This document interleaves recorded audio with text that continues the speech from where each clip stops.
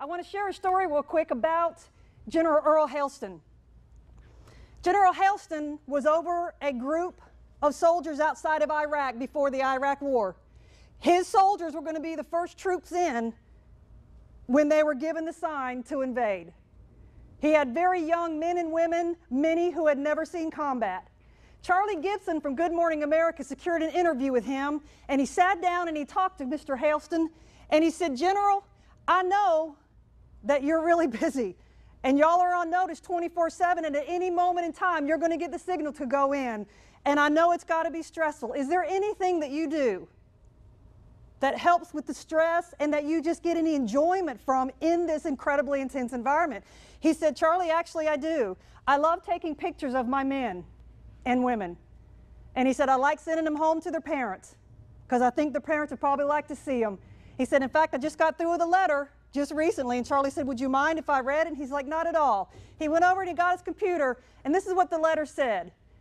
"Dear Mrs. Johnson, I thought you might enjoy some pictures of your son. I want you to know he's doing great. I also want you to know that you did an amazing job raising him. You must be very proud. I can assure you that I'm honored to serve with him in the U.S. Marines. Sincerely, General Hailston." I share that story with you to help us step back from our craziness that is our daily life as educators, and to sit and think, if a man in this capacity understood as a leader that when I build closer relationships with my men and women, the entire unit gets stronger.